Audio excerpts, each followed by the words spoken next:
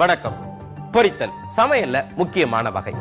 உணவினுடைய வெளிப்பக்கம் மட்டும் வேகவிட்டு உள்பக்கம் சற்றே மாவுத்தன்மையுடன் பொரிய வைக்கிறது. ஆழம் குறைவான பாத்திரத்துல குறைவா எண்ணெயை விட்டு பொரிக்கிறது. பொரிக்கும் உணவுப் பொருளை பொறுத்து அடுப்பினுடைய தீய குறைச்சு நீண்ட நேரம் பொரிய வைப்பது. அதிக தீயில வேகமாக பொரிய விடுவது. பொரிக்கும் பண்டம் முழுவதுமாக எண்ணெயில அமிழக்கூடிய வகையில பொரிப்பது அப்படின்னு பொரித்தல்ல பல்வேறு விதங்கள் இருக்குது. பொரிக்கக்கூடிய பண்டம் எண்ணெயில் முழுவதும் அமிழக்கூடிய வகையில பொரிப்பதுல முக்கியமான பலகாரம் முறுக்கு. இந்த முறுக்குக்கு மணப்பாறை எப்படி முக்கியமான ஊரோ அதே போல புன்னைநல்லூர் குச்சி முறுக்கும் பிரபலமானது. இந்த புன்னைநல்லூர் எங்க இருக்கு, இந்த குச்சி முறுக்கு எப்படி செய்யறாங்க, இதனுடைய வரலாறு என்ன தெரிஞ்சுக்கலாமா?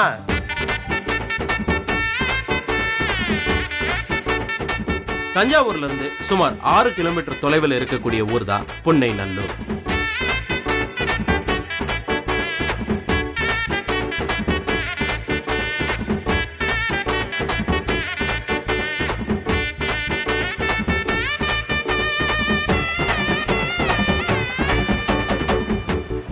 புன்னைநல்லூர் மாரியம்மன் கோயில் பிரசித்தி பெற்ற இந்த கோயிலுக்கு பக்கத்துல தான் நான் இருக்கிறேன்.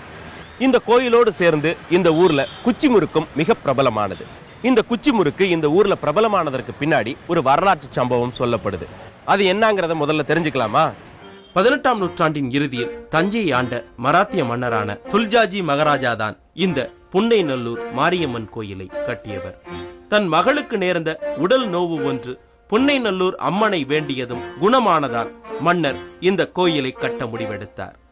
கோவில் கட்டுமான பணிகளின் போது ஒரு பாட்டி கட்டிட தொழிலாளர்களுக்காக அரிசி மாவில் புட்டு செய்து விற்பனை செய்து கொண்டிருந்தார். ஒரு நாள் மன்னர் கோயில் பணிகளை பார்வையிட வருகிறார் என்று தெரிந்ததும் புட்டுக்கான பச்சரிசி மாவில் கொஞ்சம் உப்பு சேர்த்து முறுக்கு போல பிழிந்து அதை எண்ணெயில் சுட்டுக் கொடுத்தாள். மன்னருக்கு அந்த தின்பண்டம் மிகவும் பிடித்து போனது. இதே போல முறுக்கை தொழிலாளர்களுக்கும் வழங்க வேண்டும் என்று மன்னர் கேட்டுக்கொண்டாராம்.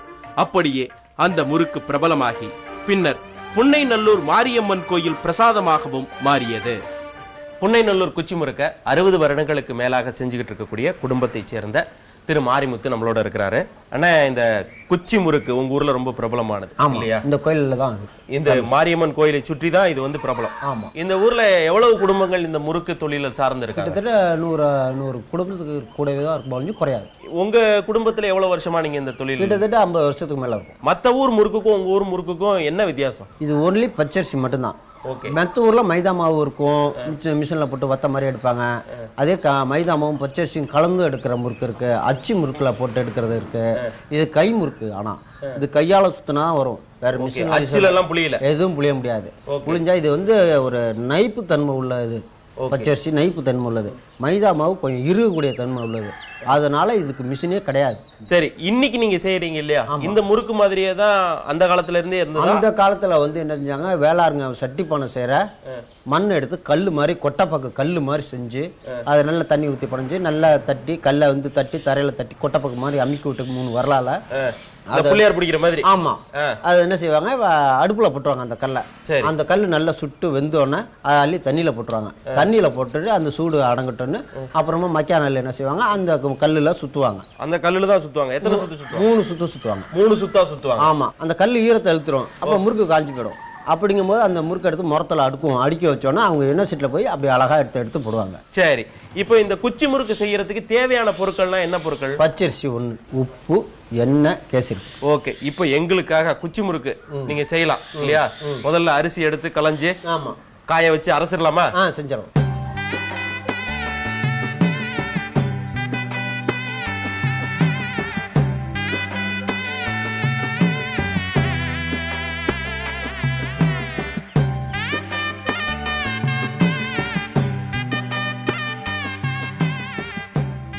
இப்ப நம்ம வந்து பச்சரிசியை ஊற வச்சு காய வச்சு அரைச்சு நல்லா எடுத்துக்கிட்டோம் இல்லையா? அடுத்தது இப்ப பிசைய போறீங்க. ஆமா. இப்போ உப்பு தண்ணியில கரைக்க போறீங்க இல்லையா? 3 புடி. ஓகே.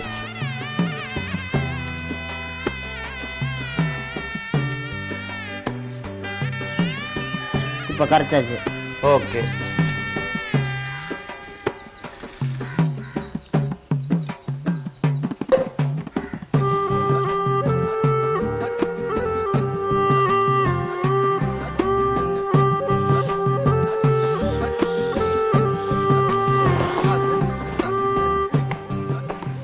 இப்ப பனஞ்சாச்சு சார். இப்ப பிசைஞ்சு ரெடி மாவு.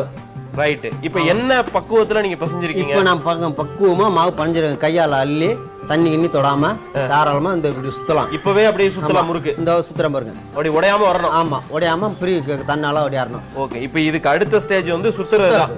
சுத்துறத பாத்துருவோமா? பாத்துருவோம்.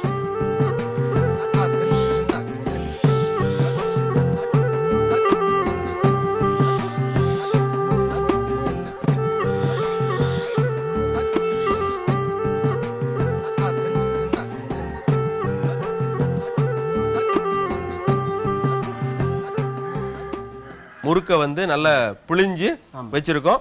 இது லேசா காஞ்சிருக்கு இல்லையா? உள்ளுக்குள்ள ஈரம் இருக்கு, ஆனா வெளியில காஞ்சிருக்கு. ஏன் இந்த மாதிரி பதத்துல வைக்கிறீங்க? ஏன் ஓலக்கூடையில வைக்கிறீங்க? ஓலக்கூடையில வச்சோம்னா ஈரம் இருந்தா கூட அந்த காத்து போய் அந்த ஈரத்தை இழுத்துரும். முறுக்கு பக்குவத்துக்கு வந்துடும். காயம். ஒரு பாத்திரமா பிளாஸ்டிக் பாத்திரமா இதுல வச்சா காத்து போகாது, அந்த முறுக்கு ஈரமா இருக்கும். அப்ப போட்டோம்னா என்ன காயும் போது போட்டோம்னா வாரி கண்ணுலயும் அடிக்கும், உடம்புலயும் அடிக்கும். அப்ப என்ன ஆயிடும், முறுக்கும் இதாயிடும், நமக்கும் புண்ணாயிடும் உடம்பு. அதனால அந்த பக்குவத்துக்கு இந்த ஓலக்கூடையில எடுக்கிறது. ஓலக்கூடையில வைக்கிறது அதுக்காக. இப்ப மத்த ஊர்ல முறுக்கு புளியும் போது ஒண்ணு காஞ்ச எண்ணெயிலேயே அப்படியே புளிவாங்க. ஆமா இல்லையா? ஆமா. நீங்க ஆனா காய வச்சு போடுறீங்க. ஆமா. அது அச்சு முறுக்கு என்ன ஆகும்னா அவங்க எண்ணெயை காய விட மாட்டாங்க. அச்சு முறுக்குக்கு எண்ணெய் காய விட மாட்டாங்க, அந்த இதுலயே புளிஞ்சு விட்டுருவாங்க. அது அப்படியே இருக்கும். அது என்ன ஆகும், எண்ணெய் இழுத்து கோத்து உள்ள இழுத்துக்கும். அவங்க அதனால அந்த முறுக்கை திங்கும் போது பாருங்க உடைச்சு பாத்தீங்கன்னா அந்த உள்ள இருக்கும் எண்ணெய். அதனால அது கூடு முறுக்கு. இது அப்படி கிடையாது, ஒரு நிலை பச்சரிசி மட்டும் தான். இது வெறும் மாவு. ஓகே. உள்ளுக்குள்ளேயே மாவு இருக்கு மொத்தமாவே. ஆமா. அந்த ஈரம் வெளில வரும்போது அந்த முறுக்கு வெடிக்க ஆரம்பிச்சிடும். ஓகே. அதனால காய விட்டு தான் போடணும். ஆமா. ரொம்பவும் காயக்கூடாது, ரொம்பவும் ஈரம் இருக்கக்கூடாது. இப்ப எண்ணெய் எந்த அளவுக்கு சூடா இருக்கணும் இந்த முறுக்குக்கு? எண்ணெய் எவ்வளவுக்கு எவ்வளவு காயுதோ அவ்வளவுக்கு அவ்வளவு இந்த முறுக்கு டேஸ்ட் கொடுக்கும். ஓகே. பொரிச்சு எடுக்க போறீங்க. ஆமா. பொரிச்சு எடுத்துடலாமா? எடுத்துருவோம்.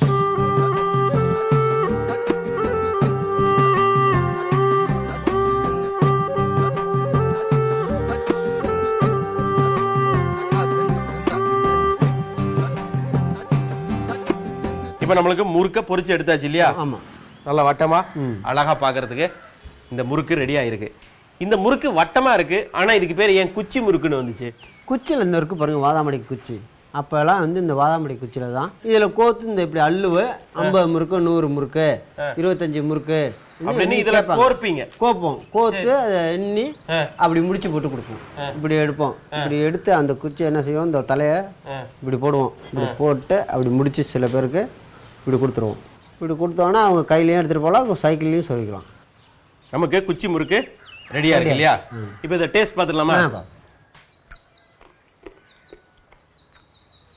நல்ல முறுக்கு வந்து அது கடிக்கும் போது இந்த கடக் புடக் அப்படின்னு இருக்கு இல்லையா? ஒன்லி பச்சரிசி மட்டும் தான். பச்சரிசியும் உப்பும் சேர்ந்து இந்த முறுக்கு வித்தியாசமான சுவையில இருக்கு. கடக் முடக்குன்னு இருக்கு, நல்லா இருக்கு.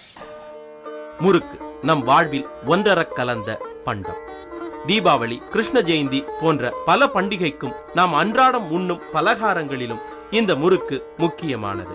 சில கோயில்களில் முறுக்கு, தேங்குழல் போன்றவை நைவேத்திய பட்சணமாகவும் பிரசாதமாகவும் விற்பனையும் செய்யப்படுகிறது. திருமணச்சீரில் முறுக்கு முதன்மையானது. பல ஊர்களிலும் பல சமூகங்களிலும் திருமணச்சீரில் முறுக்கு, தேன்குழல் ஆகியவை இடம்பெற்றுள்ளன. செட்டிநாடு திருமணங்களில் கைச்சுற்று முறுக்கு பிரதானமானது. 5 சுற்று, 7 சுற்று, 9 சுற்று, 11 சுற்று என்று கைமுறுக்கு பல அளவுகளில் அங்கே சீராக வைக்கப்படுகிறது. 101, 201, 501 ஏதாவது ஒரு எண்ணிக்கையில் முறுக்கு, தேன்குழல் கொடுக்க வேண்டும் என்பது மரபாகவும் உள்ளது. தென்கிழக்கு ஆசியாவிலும் முறுக்கு வகைகள் புழக்கத்திலேயே உள்ளன.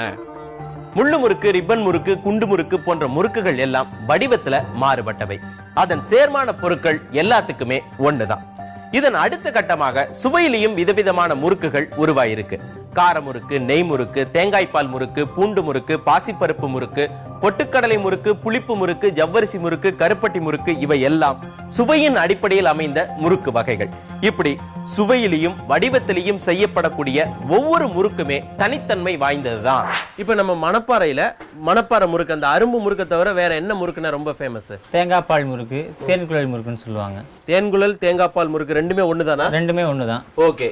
இதுல என்னெல்லாம் பொருட்கள் இப்ப தேங்காய் பால் முறுக்குக்கு நீங்க சேர்ப்பீங்க? தேங்காய் பால் முறுக்கு, அரிசி மாவு, எள்ளு, ஓமம், சீரகம், பெருங்காயம் சேர்த்துக்குப்போம், நெய் சேர்த்துப்போம், எக்ஸ்ட்ரா வந்து தேங்காய் பால் எடுத்துக்குப்போம். ஓகே, இப்போ எவ்வளவு மாவுக்கு எவ்வளவு தேங்காய் பால் இதுல சேர்ப்பீங்க? ஒரு 5 கிலோ மாவுக்கு 4 லிட்டர் தண்ணி, ஒரு 1/2 லிட்டர் தேங்காய் பால், தேங்காய் நல்லா திக்கு பால் எடுத்துக்குப்போம். ஓகே, அதோட மிக்ஸ் பண்ணிட்டு நீங்க என்ன மாதிரியான டிசைன்ல வரும்? இதுவும் அந்த அரும்பு டிசைன்ல தான் வருமா? இது வந்து அரும்பு டிசைன்ல வராது. இது மாதிரி அச்சு இருக்கும், 3 துளைகள்ல அரும்பு இல்லாம இருக்கும். ஓகே, இந்த அச்சுல வந்து அரும்பு துளை இருக்க அந்த ஸ்டார் மாதிரியான டிசைன் இருக்காது இல்லையா? இது வந்து இந்த தேங்குழல் மாதிரி வரும். 3 துளை இருக்கு இதுல. ஆமா. ஓகே, தேங்காய் பால் முறுக்கு செய்யறத காமிக்கிறீங்களா? செஞ்சுக்கோங்க.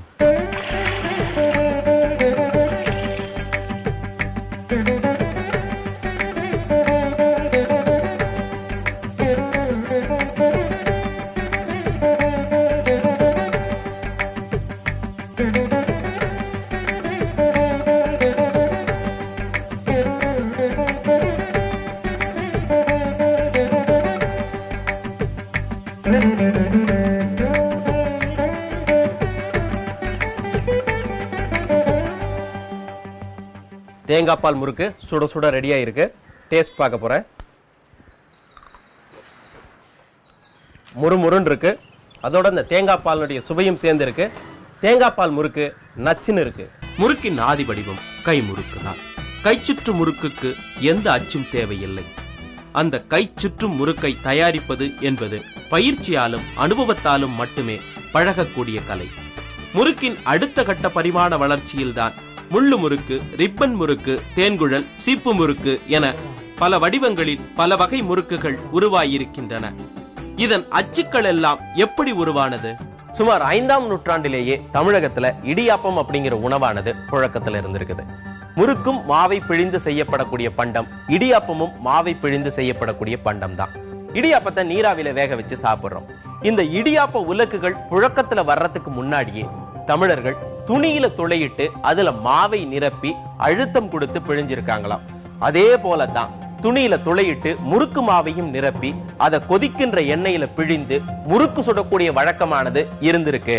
இதனுடைய அடுத்த கட்டம் தான் சிறிய மரக்குடுவைகளை தயாரிச்சு அதுல விதவிதமான துளைகளை போட்டு மாவை நிரப்பி அதை இன்னொரு மரக்கட்டையை கொண்டு அழுத்தி முறுக்கு பிழிஞ்சிருக்கிறாங்க அப்படின்னு ஆய்வாளர்கள் சொல்றாங்க. இன்றைய உலக்கு என்பது பிற்காலத்தில் சீனர்களின் கண்டுபிடிப்பாக வந்த கருவி அப்படின்னு சொல்லப்படுது. சீனர்கள் ஆதியில கைகளால் நூடுல்ஸ் தயாரிக்க இது போன்ற உலக்குகளையும் அச்சுகளையும் தான் பயன்படுத்தினாங்களாம். இது பல்வேறு காலகட்டத்தில் புழக்கத்தில் இருந்த பல்வேறு உலோகங்களிலும் செய்யப்பட்டிருக்குது. அச்சுகள் கற்பனை திறனுக்கு ஏற்ப வடிவமைக்கப்பட்டிருக்குது.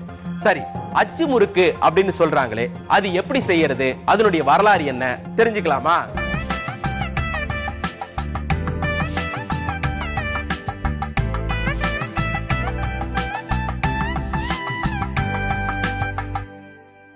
தென்னிந்தியாவில பல பகுதிகளில், குறிப்பாக தமிழகத்துல இந்த அச்சு முறுக்கு என்பது பிரபலமான இனிப்பு முறுக்கு வகை.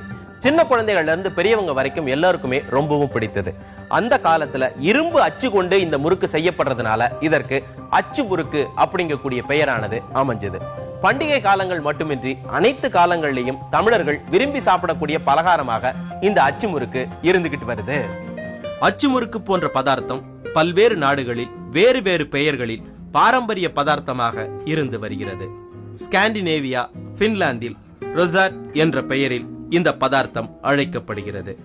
துருக்கியில் டிமிர் டட்லிசி என்றும், ஈரானில் நான் பன்சாரா என்றும், கொலம்பியாவில் பனுவெலோஸ் என்றும், மெக்சிகோவில் சோல் டெரிட்டஸ் என்றும், இலங்கையில் கொக்கிஸ் என்றும், மலேசியாவில் குய் லோயாங் என்ற பெயரிலும் இது அழைக்கப்படுகிறது. தமிழகத்திலும் கேரள பகுதிகளிலும் இந்த அச்சு முறுக்கை ரோஸ் கொக்கி என்ற பெயர்களிலும் அழைக்கிறார்கள். தாமு சார், இப்போ முறுக்குல என்ன வெரைட்டி பண்ண? அதாவது அச்சு முறுக்குன்னு சொல்லுவாங்க. கேரளால ரொம்ப ரொம்ப பாப்புலரான ஒரு டிஷ் அச்சு முறுக்குன்றது. அது அச்சப்பம்னு சொல்லுவாங்க. ஓகே, மெயினாக அந்த அச்சு முறுக்கு இந்த அச்சு தான் ரொம்ப இம்பார்ட்டன்ட். ஓகே, இந்த அச்சு வாங்கிட்டு பதப்படுத்தலைன்னா படாத பாடுபட்டு போயிடுவீங்க. பதப்படுத்துறது இந்த அச்சை வாங்கி நல்லா கழுவிட்டு தொடச்சிட்டு இந்த சூடான எண்ணெயில் போட்டு வச்சிடணும். இப்போ இந்த பூ மாதிரி இருக்கு இல்லையா, அது பூ மாதிரி இது பதப்படுத்தினா மாத்திரமே தான் அது வந்து அழகாக வெளியே வரும், எண்ணெயிலேருந்து வெளியே வரும். இல்லைன்னா அப்படியே ஒட்டிக்கும். அது வந்து ஒரு 3 மணி 4 மணி நேரம் போராட வேண்டியதாக இருக்கும். வாங்குறவங்க நீங்கள் வாங்கிட்டு என்ன பண்ணுறீங்க, நல்லா தொடச்சி எடுத்துட்டு இந்த மாதிரி சூடான எண்ணெயில் போட்டு ஒரு 3 hours வச்சு வேணும். இப்போது இதில் பார்த்தீங்கன்னா தேங்காய் பால், அரிசி மாவு, பேக்கிங் பவுடர், முட்டை, மைதா மாவு, உப்பு, சர்க்கரை. ஓகே, இப்போ நீங்க மாவு ரெடி பண்ண போறீங்க இல்லையா? முதல்ல அது பேட்டர் ரெடி பண்ணிக்கலாமா? பண்ணிடலாம். இப்போது மைதா மாவு 2 கை போடுறேன், அரிசி மாவு 2 கை, உப்பு தாங்க ஒரு சிட்டிகை உப்பு. அப்போ வந்து இந்த ஸ்வீட் கொஞ்சம் நல்லா டாமினேட் பண்ணி கொடுக்கும். Okay, 1/2 teaspoon baking powder. Okay, சர்க்கரை 1 கை. ஓகே, முட்டை.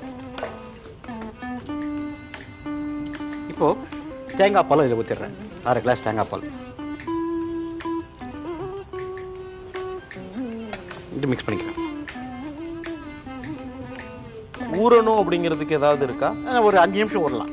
ஓகே, ஊறினா நல்லா இருக்கும்.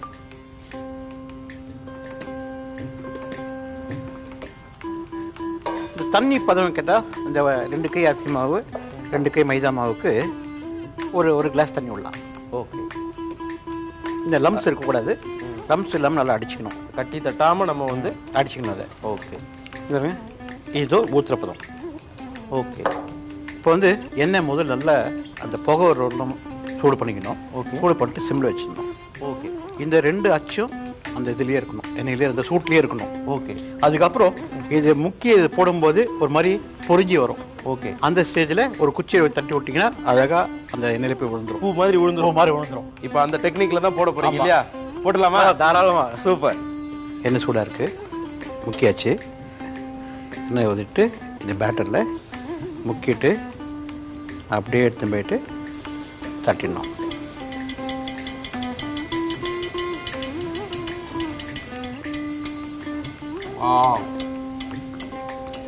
சூப்பர். இதை எடுத்துடலாம். அச்சு முறுக்கு ரெடியா இருக்கு, டேஸ்ட் பார்க்குறேன்.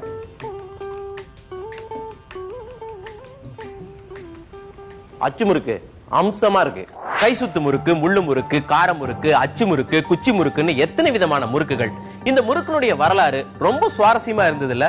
மீண்டும் மற்றொரு கொஞ்சம் சோறு கொஞ்சம் வரலாறு நிகழ்ச்சியில வேற ஒரு உணவின் வரலாறை பார்க்கலாம், பேசலாம், சுவைக்கலாம். மீண்டும் சந்திப்போம். பாய்.